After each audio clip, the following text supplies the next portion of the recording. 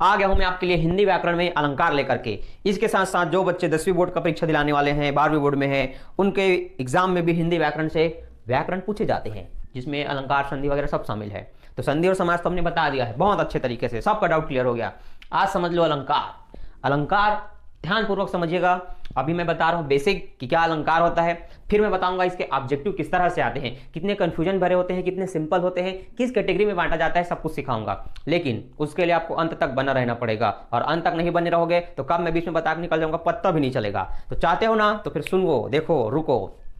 सबसे पहले जानो अलंकार होता क्या है। ठीक है, ये एरो को अपने डायग्राम कॉपी में उतार लेना ताकि चीजें देखते साथ याद हो जाए। ठीक है, अब अलंकार क्या होता है सबसे पहले ये जानिए कि अलंकार का अर्थ क्या है, अलंकार का तात्पर्य क्या है, अगर ये पूछे एग्जाम में। ठीक है, तो एक ही चीज याद रखना, अलंकार को तुम कहोगे सजावट या आभूषण।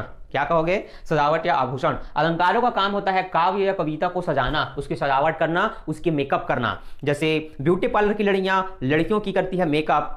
अब उनके पास क्रीम पाउडर ब्रश होता है, इसके पास ऐसा कुछ नहीं होता। इसके पास औजार है शब्दों का, अर्थों का, भावनाओं का, ठीक है, बहुत सारी चीजों का, जिसके कारण कविता का अर्थ बढ़ जाता है। कुछ कविताएं ऐसी होती है जो सुनने में मजा आ जाता है, कुछ कविताएं होती है जो सुनने में बिल्कुल मजा नहीं आता, लेकिन जब उसका अर्थ समझ में आता है तो गदगद हो जाता है मन, होता है ना। अब कबीर के दोहे देखो पढ़ करके, समझ में कुछ नहीं आएगा, लेकिन अर्थ जब समझोगे ना, अरे वाह, ताली बजाओगे। तो समझ रहे हो, जब भी अलंकार की शोभा बढ़े, हट पगला, कविता की शोभा बढ़े तो किसके कारण बढ़ता है? अलंकार के कारण। ठीक है, तो ये हुआ अलंकार का अर्थ, आभूषण या सजावट।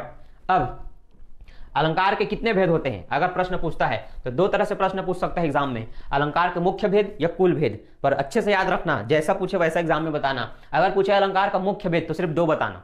मुख्य भेद एकदम दो ही है, मुख्य भेद शब्द और अर्था। दो ही तरह से काव्य की शोभा बढ़ती है, या तो शब्दों से या तो अर्थों से। ठीक है, ध्यान देना, इसलिए मुख्य भेद में दो ही बताना है। अब अगर मुख्य भेद नहीं पूछा अलंकार के कुल भेद या कुल प्रकार, तब तुम्हें बताना है 3, शब्द, अर्थ और उभय। मतलब शब्द से भी शोभा बढ़ती है और अर्थों से भी बढ़ती है, और कई बार ऐसा होता है शब्द अर्थ दोनों से बढ़ जाता है। तो जब दोनों से बढ़े तो उसे उभय अलंकार बोलते हैं। ठीक है, अब अभी तीनों की परिभाषा बताता हूं, लेकिन पहले सुन लो अलंकार की परिभाषा क्या है। अलंकार की परिभाषा है, काव्य की शोभा बढ़ाने वाले तत्व को अलंकार कहते हैं। पढ़े होगे 6वीं 7वीं 8वीं से, पर याद बिल्कुल नहीं रहा होगा, अब याद रख लो। काव्य की शोभा बढ़ाने वाले तत्वों को अलंकार कहते हैं। ठीक है, अलंकार के बारे में समझ गए। अब देखो 3 एरो अलंकार में मैंने लिखा है शब्द, अर्थ और उभय। सब क्या है अलंकार लिख लेना, अपनी कॉपी में नोट करोगे तो जब काव्य की शोभा शब्दों से बढ़े तो शब्द अलंकार, जब काव्य की शोभा अर्थों से बढ़े तो अर्थ अलंकार, जब काव्य की शोभा दोनों से बढ़े तो उभय अलंकार। अब रखे होगे बुक 10वीं का तो ढूंढो, उसमें सबका एग्जाम्पल दिया होगा। अभी तो हम बेसिक से बताएंगे लाइन से। ठीक है, अब देखो शब्द अलंकार के अंदर बहुत सारे हैं, पर मुख्य कितना होता है? तो मुख्य सिर्फ यहां तक होता है, ये जहां तक मैंने उंगली रख दिया, मतलब 5। कितना है भैया? 5। ठीक है, 5 है कि 4 है? गिन लो, 1 2 3 4 5। ठीक है, अब इसके नीचे मैंने और क्यों लिखा? क्योंकि बाकी के जो इनके पूछी जैसे लटक रहे हैं ये अनुप्रास अलंकार के सब भाई बहन हैं। ठीक है, तो अभी बता रहा हूं डिटेल में। अर्थालंकार में क्या होता है? उपमा, रूपक, उत्प्रेक्षा, मानवीकरण, अतिशयोक्ति, असंदेह अलंकार होता है, अन्योक्ति भी होता है, उसको भी पढ़ेंगे। ठीक है, तो अभी हमें जानना है अलंकार के बाद नीचे शब्द अलंकार। तो शब्द अलंकार में भी पूछ सकता है मुख्य भेद या कुल भेद, तो उसमें भी याद रखना शब्द अलंकार का मुख्य भेद पूछे तो सिर्फ 3 बताना है, अनुप्रास, यमक और श्लेष, यही 3 भेद हैं, बाकी सब इनके छोटे चचेरे भाई बहन हैं। कुल भेद पूछे तब बताना है 5, अनुप्रास, यमक, श्लेष, वक्रोति और विवच्च। विवच्च को क्या बोलते हैं? पुनरुक्ति बोलते हैं। विप्सा यार, विप्सा क्या बोलते हैं? विप्सा। विप्सा को बोलते हैं अनुरुक्ति, अरे पुनरुक्ति। ठीक है, पुनरुक्ति बोलते हैं। तो याद रखना मुख्य भेद में 3 और कुल भेद में 5। ठीक है, अब इसकी भी परिभाषा जो बता चुका हूं, जब काव्य की शोभा शब्दों से बढ़े तो वहां पर शब्द अलंकार होता है, या जो भाई ज्यादा नहीं, अगला है अनुप्रास अलंकार। अगला क्या है? अनुप्रास अलंकार। अच्छा, शब्द अलंकार के अगर उदाहरण जानना चाहते हो, ठीक है, कि जब काव्य की शोभा शब्दों से बढ़े तो शब्द अलंकार, तो कुछ शब्द ऐसे होते हैं जो सिर्फ पढ़ते जाओ और शब्द ही सुन करके मजा आता है। जैसे एक तो आमिर खान पिक्चर में गाना है, चिंटू पकड़े पक्का पपीता, पकड़े पंकड़े पता नहीं, पकड़े पकड़े चंदू की चाटनी चटाई, चारू चंद्र की चंचल किरणें खेल रही थी जलथल में। चाचा बहुत बार आया, लेकिन सुनने में बहुत मजा आया। ठीक है, तो जब कोई ऐसा कोटेशन या वाक्य बोले या कविता बोले जिसको सुनने में बहुत मजा आ रहा है, शब्द में ही मजा आ रहा है, भले तुम्हें कुछ समझना है पर सुनने में मजा आ जाए, यहां पर समझ जाओ शब्द अलंकार है, शब्द में दम है उसके। शब्द में दम है मतलब अर्थ में दम नहीं, सिर्फ शब्द सुनने में मजा आ रहा है। ठीक है, अनुप्रास अलंकार। अब आपको पढ़ना है शब्द अलंकार में अनुप्रास अलंकार। तो ध्यान देना, अब कहानी स्टार्ट होती है पूरा डिटेल से अनुप्रास अलंकार के नीचे जो भाई बहन है उनका। तो अनुप्रास अलंकार में आपको याद रखना है जब वाक्य में वर्णों की आवृत्ति बार बार हो। वर्ण, अब देखो अनुप्रास अलंकार में दो ही चीजों की बात होती है, किनका किनका, तो देखो यहां लिख देता हूं, वर्ण का, फिर शब्द का, फिर वाक्यों का। याद रखना, वर्ण को अक्षर बोलते हैं, अक्षरों को मिलाकर के एक शब्द बनेगा और कई शब्दों को मिलाकर के एक वाक्य बनेगा। तो किसकी परिभाषा में मैंने शब्दों का बात किया, किसकी परिभाषा में मैंने वर्णों की बात की, इनको ध्यान रखना। तो अनुप्रास अलंकार में कभी भी शब्द की बात नहीं होती, अनुप्रास अलंकार में सिर्फ वर्णों की बात होती है, अक्षरों की बात होती है, अक्षरों की। तो जब एग्जाम में ऐसे हर प्रश्न पूछे जहां पर कितने वर्णों का मेल होता है, कितने वर्णावृत्ति होती है, वर्णों की बात की जाए, समझ जाना भैया कि वहां पर अनुप्रास अलंकार की बात हो रही है। अब कैसे सब अलग अलग है समझो। तो अनुप्रास अलंकार के अंदर आपको छेकानुप्रास पढ़ना है, वृत्त्यानुप्रास पढ़ना है, लाटानुप्रास पढ़ना है, श्रुत्यानुप्रास पढ़ना है और अंत्यानुप्रास अलंकार पढ़ना है। अब अंत्या को तुक अलंकार भी कहते हैं, ठीक है। अब देखना तुक अनुप्रास अलंकार भी कहते हैं। तो अभी हम समझाते हैं अनुप्रास अलंकार को। तो जब वाक्य में वर्णों की आवृत्ति बार बार हो उसे हम कहते हैं अनुप्रास अलंकार। अब आवृत्ति मतलब, आवृत्ति शब्द का अर्थ आपको पता होना चाहिए, किसका, आवृत्ति। आवृत्ति का मतलब जब एक ही शब्द एक से अधिक बार आए। अब एक से अधिक बार आता है तो समझो, जैसे कि मैंने लिखा धीरे धीरे, क्या लिखा मैंने, धीरे धीरे। तो आवृत्ति कितनी बार हुई, एक बार हुई कि दो बार हुई। अब कुछ बच्चे देख के बताओगे दो बार दिख रहा है, मतलब दो ही बार हुआ है ना रे गधे। जैसे अपने पाँव के लिए तुम दो चप्पल लेते हो पर वो एक ही जोड़ा कहलाता है कि नहीं, वो दो चप्पल थोड़ी कहलाता है। चप्पल दो बोलते हो कि दो चप्पल दो बोलते हो, कि चप्पल ना। तो ध्यान देना, जब एक शब्द दो बार दिखे तो उनका एक जोड़ा कहलाता है और वही आवृत्ति कहलाता है। क्या कहलाता है, आवृत्ति। सिर्फ एक ही आवृत्ति कहा जाता है उसको। जैसे अलग अलग, कभी कभी, ठीक है, रोज रोज, ऐसे जो हम शब्द बोलते हैं वो है डबल, लेकिन उनकी आवृत्ति एक कहलाएगी, आवृत्ति एक है। लेकिन जब वही बार बार रिपीट हो तब जाकर के होता है। परंतु ध्यान देना, यहां पर धीरे धीरे दो बार आया। अब धीरे वर्ण है कि शब्द है, पहले ये बताओ। कंफ्यूज ऐसे ही किया जाएगा एग्जाम में, शब्द है कि वर्ण, ये बताओ। तो ये शब्द है, धीरे एक शब्द है, धीरे भी एक शब्द है। और हमने बात की वर्णों की आवृत्ति हो, यहाँ पूरा शब्द क्या हो गया। तो क्या ये अनुप्रास अलंकार के उदाहरण है अलंकार के, नहीं है, तो इसको काट देंगे। दो बातें सीख गई ना, ये तो है ही नहीं उसका।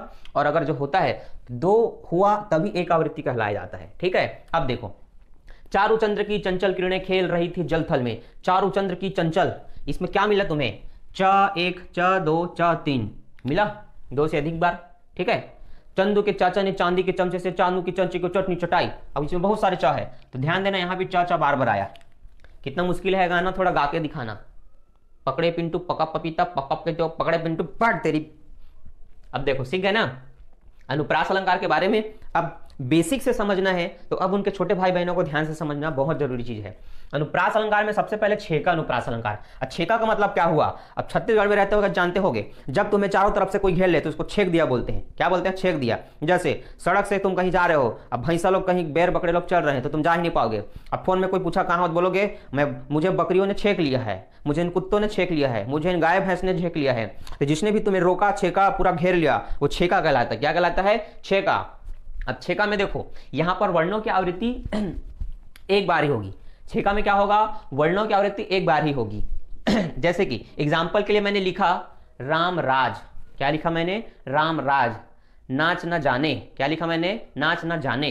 तो ध्यान देना वर्णों की आवृत्ति एक बार होती है। इसका मतलब ये है यहां पर वर्ण बहुत बार आ रहे थे, मतलब दो से अधिक बार आ रहे थे, तो आवृत्ति उनका एक नहीं कहलाएगा, बहुत ज्यादा हो जाएगा। लेकिन मैंने आवृत्ति के बारे में क्या समझाया, आवृत्ति के बारे में समझाया कि एक ही वर्ण दो बार हो सकते हैं। एग्जाम्पल के लिए मैंने लिखा राम राज, इसमें रा देखो दो बार है, तो आवृत्ति एक बनी कि दो, एक ही बनाना। हाँ, जब आवृत्ति एक बने तो होता है छेका अनुप्रास अलंकार। वैसे ही मैंने लिखा नाच न जाने आंगन टेढ़ा। नाच में ना है, ना में भी ना है, तो इन दोनों का एक ही आवृत्ति बना ना, तो जब एक ही आवृत्ति बने तब होता है छेका अनुप्रास अलंकार। ऐसे बहुत सारे एग्जांपल हैं, अगर ऑब्जेक्टिव का बुक रखोगे तो देखना उसमें बहुत सारे मिलेंगे, ठीक है। अभी हम बेसिक से बता रहे हैं इसलिए बहुत ज्यादा नहीं लिखें क्योंकि दूसरे के लिए जगह नहीं बचेगा, ठीक है। बात समझ में आई।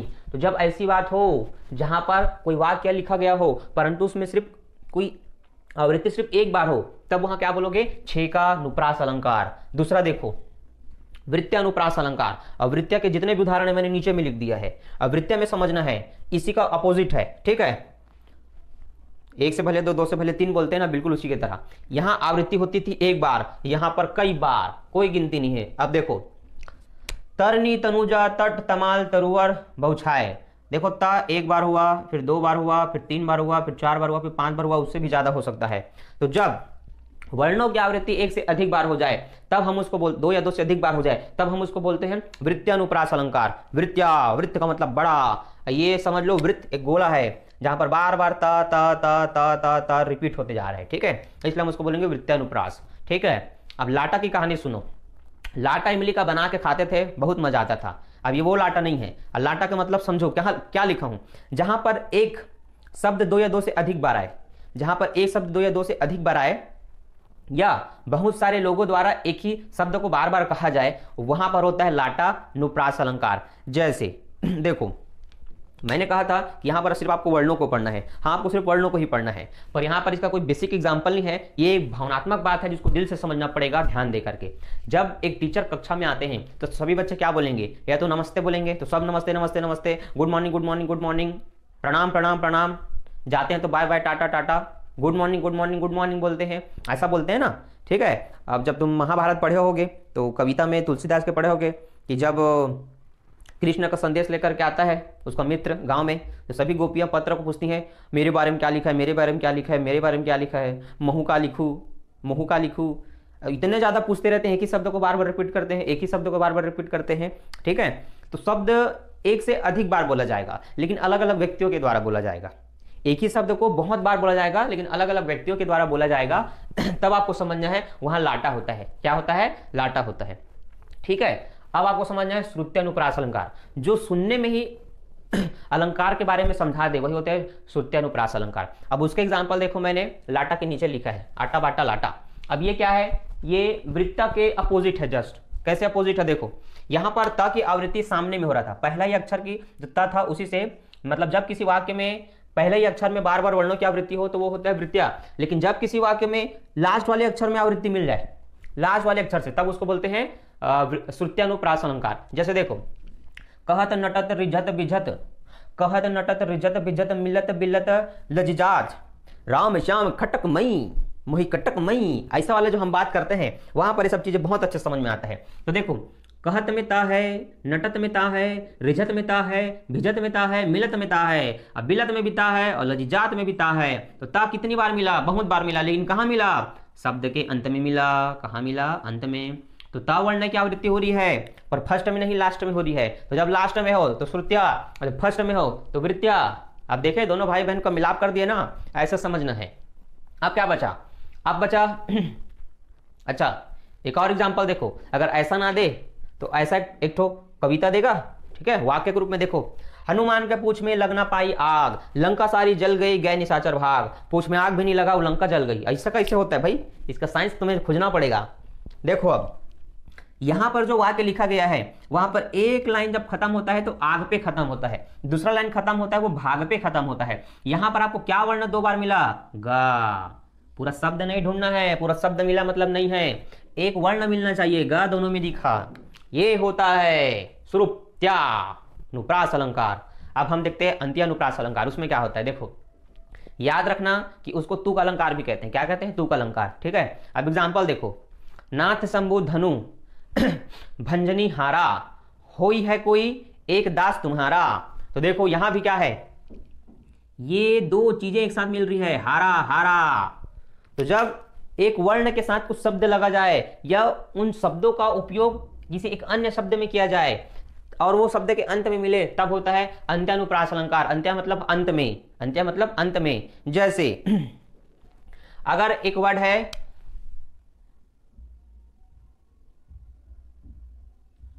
मल, एक वर्ड क्या है, मल। अब इसी के साथ हम बहुत सारे शब्द बना सकते हैं, इसी के साथ बहुत सारे शब्द बना सकते हैं। जैसे मल के आगे मैं क लिख दूं तो कमल हो गया, हो गया।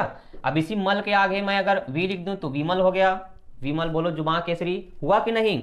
तो जब आपको ऐसे चीज भी मिले जहां पर ऐसे 2 अक्षर एक साथ मिलकर के हों, वहां भी क्या होगा, अंत्यानुप्रास अलंकार होगा। समझ गए इसकी कहानी। तो ये है कुछ एग्जाम्पल, जो एग्जाम्पल देख करके ही समझना है। परिभाषा इंपॉर्टेंट है पर उदाहरण देख करके ही आपसे पूछा जाएगा। तो उदाहरण से आपको बेसिक चीजों को पहचानना है, जो कि मैंने बहुत अच्छे से आपको समझा दिया है अंडरलाइन कर करके। तो इसको नोट करो कॉपी में भी और दिमाग में भी। अब देखो अब कहानी शुरू होती है यमक अलंकार की। तो अब हम आएंगे शब्दों में। किसमें आएंगे? शब्दों में। अब तक हम शब्द में नहीं थे, शब्द में अब आएंगे। अब अगर कोई परिभाषा ऐसा बने जो शब्दों पर आधारित हो तो फिर सब अलंकार को ध्यान से समझना। अब यमक क्या बोलता है? यमक तुम सबको याद होगा बचपन से, यमक के बारे में बोला गया है दो या दो से अधिक बार आने वाले शब्द यमक अलंकार होते हैं, परंतु उसका अर्थ अलग अलग होना अनिवार्य है। ठीक है, तो जब किसी वाक्य में या कविता में कोई शब्द दो या दो से अधिक बार आता है पर दोनों जगह उसका अर्थ अलग अलग होता है, यहां पर होता है यमक अलंकार। तो जैसे खाने में होता है नमक, वैसे अलंकारों में होता है यमक। अब देखो इनका अंतर क्या है। जैसे मैंने बोला काली घटा का घमंड घटा, अब काली घटा का घमंड घटा, अब इसमें क्या शब्द दो बार आया बताओ? अब एग्जाम्पल देखो, काली घटा, काले अक्षरों में लिख दिया मैंने, काली घटा का घमंड घटा। अब मुझे दिख रहा है घटा दो बार, क्या दिख रहा है? घटा। घटा एक शब्द है, अब बोलो वर्ण है कि शब्द है? शब्द है ना। तो काली घटा का घमंड घटा, घटा दो बार आया। अब यहां पर ये घटा जो है फर्स्ट वाला घटा वो बता रहा है काली घटा मतलब बादल को, काले मेघ छाए हुए हैं मतलब पानी गिरने वाला है। ये जो घटा वो घमंड को बता रहा है, और घमंड घटा मतलब ये कमी को बता रहा है। किसको बता रहा है? कमी को। और ये किसको बता रहा है? बादल को। बता रहा है कि नहीं जी? बता रहे हैं ना। हाँ, तो जब किसी वाक्य में कोई शब्द दो या दो से अधिक बार आए पर दोनों तीनों जगह उसके अर्थ अलग अलग हो, तभी वहां पहचानना कि वहां कौन सा अलंकार? नमक अलंकार। जैसे खाने में नमक वैसे अलंकारों में यमक। तो यमक अलंकार की परिभाषा समझ गए ना? जितनी बार भी डालो अर्थ अलग अलग देगा, इसको बोलते हैं यमक अलंकार। ठीक, याद रहेगा? ठीक, अब इसके चचेरे भाई मुख्य तीन चीजों का भी बारे में पढ़ रहे थे ना, अब श्लेष को पढ़ते हैं। तो यमक अलंकार आपको समझ में आ गया। यहां पर एग्जाम्पल आपको बहुत अच्छे से समझा दिया मैंने। वह 3 बेर खाती थी, वह 3 बेर खाती है। यहां पर 3 बेर का मतलब है 3 बार, और वहां पर 3 बेर का मतलब है 3 बेर। बेर का आप खाते हैं ना, वो 3 तो बेर है। कितने बेर है? 3 बेर है। यहाँ 3 बार खाती है, वहां 3 बेर खाती है। ये बात हुई क्लियर? तो आया तो 2 बार वही शब्द पर अर्थ अलग अलग हुआ, ये हुआ यमक अलंकार। अब जानेंगे श्लेष अलंकार को। श्लेष में आप देख रहे हैं कि लेस में स चिपका हुआ है, ये ल में स चिपका हुआ है, मतलब ल में स चिपका हुआ है श्लेष। तो जब किसी एक शब्द में अनेक अर्थ चिपके हो वहां पर होता है श्लेष अलंकार। श्लेष अलंकार जैसे अगर मैं यमक में एक एग्जाम्पल दे दूं, एक एग्जाम्पल, अब पता नहीं आप बताना किसका है। सोने की दुकान में मैं सोने जाता हूँ, सोने की दुकान में मैं सोने जाता हूँ, सोने की दुकान में मैं सोने जाता हूँ। सोने वर्ड यहाँ 2 पर आया, पर सोने का एक मतलब हुआ आभूषण, सोने वाला दुकान, गहनों का दुकान। लेकिन सोने जाता हूँ इसका मतलब जो नींद के समय हम सोते हैं थकावट में, वो सोना। तो सोने वर्ड 2 बार आया, लेकिन क्या हुआ? मतलब अलग अलग हुआ। ऐसे एग्जाम्पल कहलाएंगे यमक के। अब मैंने बोला सिर्फ एक शब्द दे करके कि बताइए इसमें कौन सा अलंकार है। वो शब्द है सोना। वो शब्द क्या है? सोना। सोना शब्द दिया और मैंने पूछा बताइए कौन सा अलंकार। तो उसमें कितने अर्थ छुपे हैं? एक से अधिक, तो ये हो गया श्लेष अलंकार। जैसे सोना का अर्थ हुआ आभूषण, गहना। सोना का अर्थ हुआ जो हम नींद में सोते हैं वो सोना। और तीसरा नंबर पे सोना होता है बाबू जानू सोना मोना, मेरी सोना ने खाना खाया, ये वाला सोना। तो देखो शब्द एक पर अर्थ अनेक, तभी क्या बोलोगे उसको?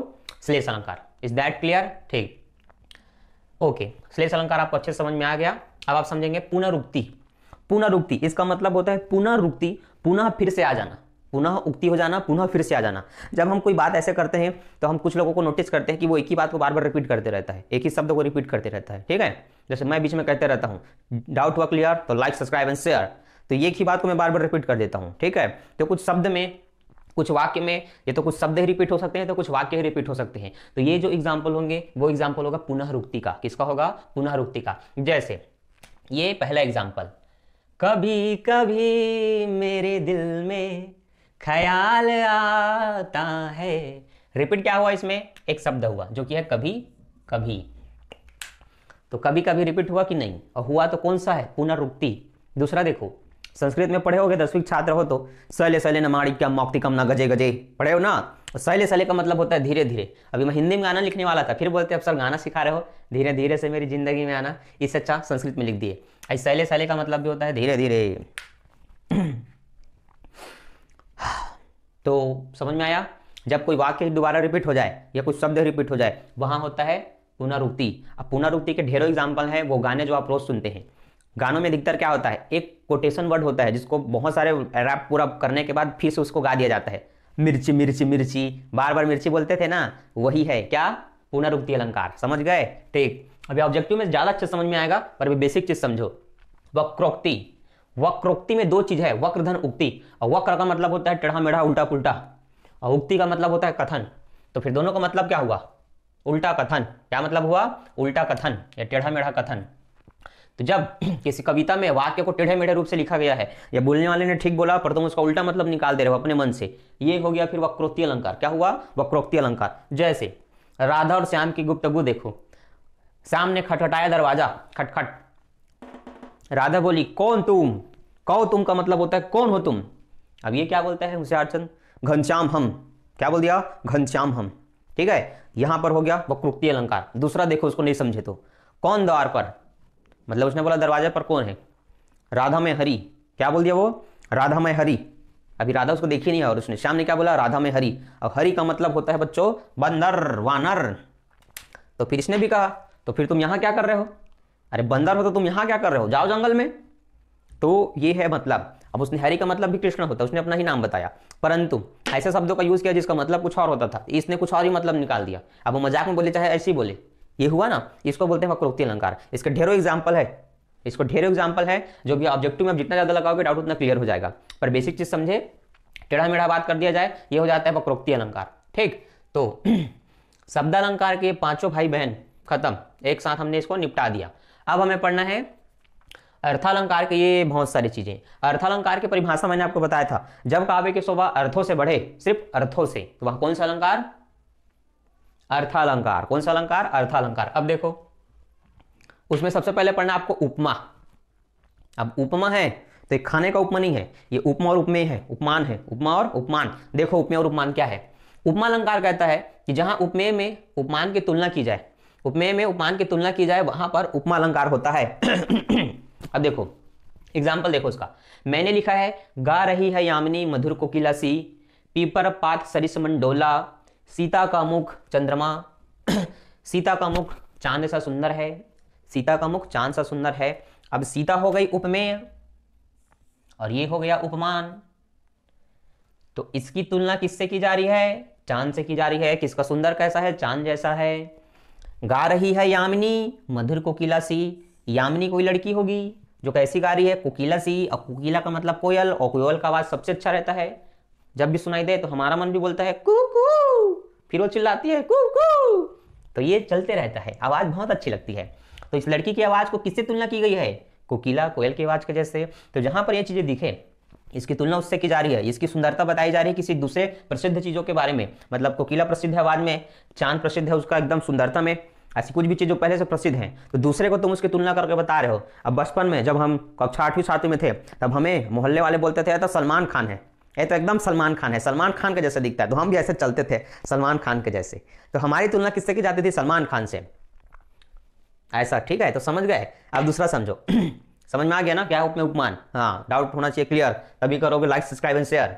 अगला देखो, जहां उपमेय में उपमान का आरोप हो कि भेद समाप्त हो जाए, यहां तुलना करते थे, यहां आरोप कर दिया कि भेद समाप्त कर दो, वहां होता है रूपक अलंकार। अब कौन सा भेद समाप्त किया जाए? देखो, चरण कमल बंदव हरि राई, पायो जी मैंने राम रतन धन पायो। ठीक है, इसका मतलब यह है कि उसका उल्टा है। ठीक है, यहां पर इसकी तुलना उससे की जा रही थी, और यहां पर समान शब्दों की बात करती है। किसकी की जाती है? समान शब्दों की बात की जाती है। इसने जो धन पाया वो कैसा है? राम रतन धन है। कैसा धन है? राम रतन धन है। चरण कमल बंदव हरि राई, कमल बंदव। ठीक है, चरण कमल बंदव, तो जो चरण है वो कैसे हैं? कमल हैं।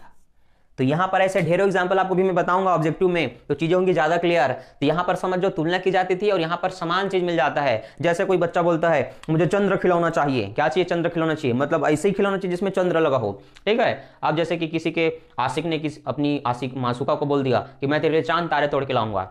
अब लड़की किसी दिन गुस्से आ गई तो ला चांद तारे वरना मैं तेरे से बात नहीं करूंगी। तो भैया वो दुकान में गया जहां 1 रुपए का राजश्री मिलता है, वहीं पर गया, चांद तारे दो बोल के, खट्टा मीठा चांद तारे मिलता था, लेके आ गया, ले चांद तारे। लड़की खुश। तो समझ में आया? चांद तारे चाहिए था, ला के दे दिया चांद तारे। अब जरूरी थोड़ी है वो चांद तारे उसका भी नाम है, इसका भी नाम है ये। तो ऐसा समान चीजें हो तो होता है रूपक अलंकार। रूपक उसी का रूप, रूपक। ठीक है, अगला देखो, उत्प्रेक्षा। उत्प्रेक्षा नाम से स्पष्ट है। उत्प्रेक्षा का मतलब होता है संभावना या कल्पना। क्या हो? संभावना, कल्पना। आजकल टिकटॉक में ऐसे ऐसे लड़के भी इतने बड़े बड़े बाल बना करके, सेविंग विंग करवा करके, ऐसे थोड़ा बाल वाल ढक, चेहरे छुपा करके स्क्रीन में आते हैं कि लगता है देख करके कि हीरोइन है। और जैसे अपना चेहरा दिखाती है, अरे माँ, ऐसे झटका लगता है कि ये क्या देख लिया हमने। देखे हो ना, और हंसे भी होगे। तो यही है उत्प्रेक्षालंकार। क्या है? उत्प्रेक्षालंकार। अब इसके बेसिक एग्जांपल देखो क्या लिखा है। हिम कर्णों से पूर्ण मानो नए हो गए पंकज। हिम कर्णों से पूर्ण मानो नए हो गए पंकज। अब पंकज का मतलब होता है कमल, और कमल मतलब एक फूल, और कमल के 2-3 रंग होते हैं, एक सफेद कमल भी होता है, ठीक है। अब मान लो कोई कमल था लाल, गुलाबी बंधन जैसा भी था।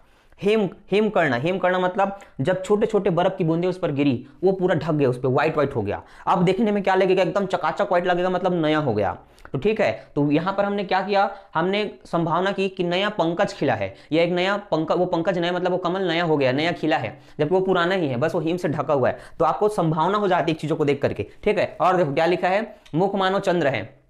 मुख मानो चंद्र है, जैसे मैंने बोला था। अब जैसे टिकटॉक आया था तो देखे थे, duplicate Salman Khan, duplicate tiger Shroff, duplicate Kabir Singh देखे थे हमने, सब देखा था ना। तो देख के लगता था डिट्टो वही है, लगता था ना।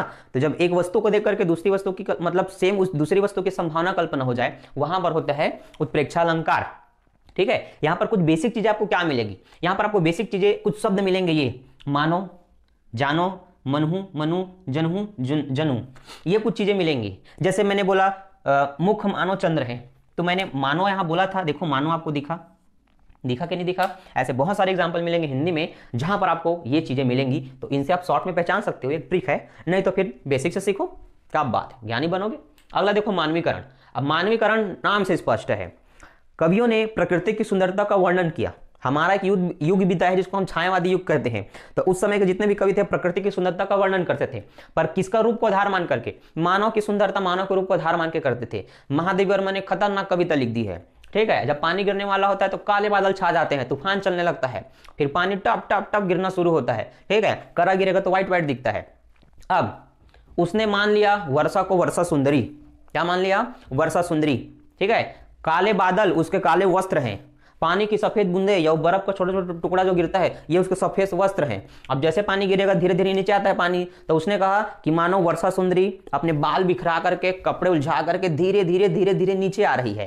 तो अब बताओ, उसने प्रकृति की सुंदरता का वर्णन किया, पर नारी के रूप को आधार मान करके, और नारी किसमें? मानव में आते हैं, ठीक है। वैसे हमारे खतरनाक लेखक थे सुमित्रा नंदन पंत, उन्होंने एक मस्त मतलब पहाड़ नदी एकदम टापू की तरफ बैठ करके, एकदम नेचर प्रकृति के बीच में बैठ करके एक दृश्य को देख रहे थे। दृश्य कैसा था? दृश्य ऐसा था कि एक बहुत बड़ा सागर था जिसके बीच में एक टापू निकला था। क्या निकला था? टापू। अब इस टापू को हम द्वीप कहते हैं। क्या बोलते हैं? द्वीप। तो उसने कहा, एग्जाम्पल देखो मैंने लिखा है, द्वीप रूपी शिशु सागर रूपी मां के गोद में सोया हुआ है। अब इस सागर को उसने मां कह दिया, और ये जो द्वीप है वो छोटा सा एक बच्चे जैसे कह दिया। तो द्वीप रूपी शिशु सागर रूपी मां के गोद में सोया हुआ है। तो मां बच्चे को पाए रहती है, और मां तो बड़ी होती है, बच्चा छोटा होता है। तो सागर को मां बोल दिया और इसको बच्चा बोल दिया। तो उसने कहा कि जो शिशु है वो मां के गोद में सोया हुआ है। तो प्रकृति के बारे में बताया, पर मानव के रूप को आधार मान करके बताया। यही होता है मानवीकरण अलंकार, ठीक है। ऐसे ही देखो ये चटपट वाला एग्जाम्पल, मेघ आए बंठन के संवर के, मेघ आए बंठन के संवर के। अब आता धड़ान धड़िंग करता नहीं है, पानी गिरने से पहले सूचना दे देता है, मजा आ जाता है, हवा हुआ चलता है, खुश हो जाते हैं। ये उसके एग्जाम्पल हैं, ठीक है। अगला यमक तो हो गया जी, यमक तो इधर का बिरादरी का है, इसको नहीं पढ़ेंगे, ठीक है। हाँ, इसके बाद क्या देखो, हमने रूपक पढ़ लिया, उपमा पढ़ लिया, उत्प्रेक्षा पढ़ लिया, मानवीकरण, अतिशयोक्ति। अब अतिशयोक्ति क्या है? अतिशयोक्ति मतलब ये है जब किसी बात को बहुत बढ़ा चढ़ा के बता दिया जाए, उसको बोलते हैं अतिशयोक्ति। मतलब जो फेंक दे, एकदम से, एकदम फेंक दे। जैसे कि अब बोलना तो नहीं चाहिए, हमारी पहचान है, वो धरोहर है, उसको साइंटिस्ट लोग भी पढ़ते हैं। हमारा रामायण, उसमें लिखा है, हनुमान के पूंछ में लग ना पाई आग, लंका सारी जल गई, गए निशाचर भाग। हनुमान के पूंछ में लग ना पाई आग, लंका सारी जल गई। अरे भैया, जब पूंछ में आग ही नहीं लगा था तो लंका कैसे जलेगा, बताओ मुझे। अरे थोड़ा दिमाग लगा बहुआ, पूंछ में आग ही नहीं लगा है और लंका सारी जल जाएगी उसके पूंछ से। तो पूंछ में कहा फायर ब्रिगेड लगा था? नहीं, वो तो बुझा देता है। समझ रहे हो ना बात को? नहीं लगा था आग और लंका जल गई, ऐसा कह दिया। तो ये थोड़ा फेकड़ी वाला बात हो गया, इसलिए इसको एग्जाम्पल में लिया जाता है। तो इसके एग्जाम्पल में, किसके एग्जाम्पल में? हाँ, अतिशयोक्ति के एग्जाम्पल में ये चीजों को महत्वपूर्ण मुख्य रूप से लिया जाता है, आपको इसको याद रखना है, ठीक है। वैसे ही उसी का मिलता जुलता भाई है अतिशयोक्ति का अनियोक्ति। अरे यार, ये विभावना अलंकार। क्या है? विभावना अलंकार। विभावना अलंकार में भी क्या होता है? बिना कारण के कार्य और बिना कार्य के कारण बता दिया जाता है, ठीक है। मतलब ऐसी बातें कर दी जाती हैं जो कि फिर उससे भी गई है। मतलब एक एग्जाम्पल सुनो, बिनु पद चले सुने बिनु काना। आगे की कहानी आपको याद होगा नाना। बिनु पद चले सुने बिनु काना मतलब बिना पांव के चलता है और बिना कान के सुनता है, तो बिना पेट का खा भी लेता होगा, बिना मुंह के बोल भी लेता होगा। ऐसा कोई इंसान के बारे में बात किया है, कविता लिखा गया है, बिनु पद चले सुनाए बिनु काना, पता नहीं फिर कौन सा युधिष्ठिर है वो, कौन सा राक्षस है, हम नहीं जानते भैया। तो ऐसे बात किया जाए वो विभावना होता है। अब संदेह अलंकार क्या होता है? संदेह मतलब संदेह हो जाता है। अब संदेह मतलब नहीं जानते। संदेह बहुत ही सिंपल चीज है। संदेह क्या होता है? संदेह शंका, क्या होता है? शंका, ठीक है। अब देखो संदेह को बताता हूं। देखो, जब वाक्य में संदेह की भावना छुपी हो, ठीक है, या संदेह व्यक्त की जाए, वहां संदेह अलंकार होता है। जैसे साड़ी बिच नारी है या नारी बिच साड़ी। अब पंजाबी में देखो, साड़ी बिच नारी है कि नारी बिच साड़ी, नारी ही साड़ी है या साड़ी ही नारी। अब बड़ा कंफ्यूजन हो रहा है। अब ऐसे एक गाना देखो, चेहरा है या चांद खिला है, चेहरा है या चांद खिला है। अब बोलते हैं ना लड़कियों को देख करके, आप आए बाहर आई बोल करके। तो ऐसी बातें जब होती हैं कि जहां पर संदेह हो जाए, चेहरा है कि चांद है, चेहरा है कि चांद है, तुम्हारा मुखड़ा तो मत पूछो, लाजवाब है, ठीक है, बाल क्या है नागिन जैसे हैं, बाल क्या है नागिन जैसे हैं, या नागिन है, ऐसा बोल देते ना। तो जब संदेह हो जाए, ये बिल्कुल उसी के जैसा जिसको मैंने थोड़ी देर पहले बताया था, जब संदेह हो जाए तो उसको बोलेंगे संदेह अलंकार, ठीक है। अब ऐसे विरोधाभास अलंकार भी है। क्या है विरोधाभास अलंकार? अब जो टॉपिक में तो यहाँ नहीं लिखा हूँ, पर उसको जान जाओ, विरोधाभास अलंकार। विरोधाभास अलंकार मतलब अपोजिट बातें की जाए। जैसे जैसे जैसे तुम पढ़ते जाओगे, जैसे जैसे तुम पढ़ते जाओगे, तुम्हारा ज्ञान धीरे धीरे बढ़ता जाएगा। ज्ञान क्या हो जाएगा? धीरे धीरे बढ़ता जाएगा। तो एक कहावत था, ज्यो ज्यो श्याम बुढ़ाओ, ज्यो ज्यो श्याम जल में बुढ़ाओ, त्यों त्यों उज्जवल होते जाओ, ठीक है। मतलब श्याम का रंग मतलब काला रंग, ठीक है, श्याम का जो रंग है वो काला है या सांवला कह सकते हैं, ठीक है, काला या सांवला। जैसे जैसे आप इस रंग में डूबते जाओगे तो आप उज्जवल होते जाओगे, उज्जवल, ठीक है। अब इस उज्जवल का मतलब है चमकना। क्या हुआ भैया? चमकना हुआ।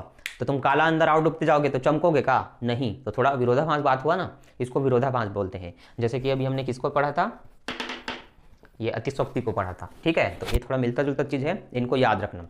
तो इस तरह से आपका अलंकार में जो मुख्य दो चीजें थी वो खत्म होता है। अब आपको लास्ट में उभय अलंकार पढ़ना है। क्या पढ़ना है? उभय अलंकार। उभय अलंकार अपने नाम से स्पष्ट है। जब किसी काव्य की शोभा शब्द और अर्थ दोनों से बढ़ जाए तो उसे हम क्या बोलेंगे? उभय अलंकार बोलेंगे, ठीक है। उसके एग्जाम्पल में बहुत सारे एग्जाम्पल आते हैं, जहां पर आपको ऐसे एग्जाम्पल को ध्यान में रखना है जो सुनने में भी मजा आ जाए और उसका अर्थ भी पता चल जाए, जो सुनने में भी मजा आए जिसका अर्थ भी पता चल जाए। ऐसे एग्जाम्पल को हम कह सकते हैं उभय अलंकार के एग्जाम्पल। आई होप आपको ये बेसिक चीजें अलंकार की पता चल गई, उदाहरण समेत। अब आप पहचान सकते हैं, आप जान सकते हैं। अब मैं आपको किस तरह से घुमावदार प्रश्न दिए जाते हैं कॉम्पिटिटिव एग्जाम में वो बताऊंगा, ठीक है। तो अभी पार्ट 1 के लिए बस इतना ही। ऑब्जेक्टिव का मैं अलग से लाऊंगा, ठीक है। तो देखने के लिए धन्यवाद। हमने शुरू में मजाक किया था कि ऑब्जेक्टिव आज ही बताऊंगा बोल के, उसको मैं पार्ट 2 में बताऊंगा, ठीक है। तो कैसा लगा मेरा मजाक? कमेंट करके जरूर बताना। Bye bye.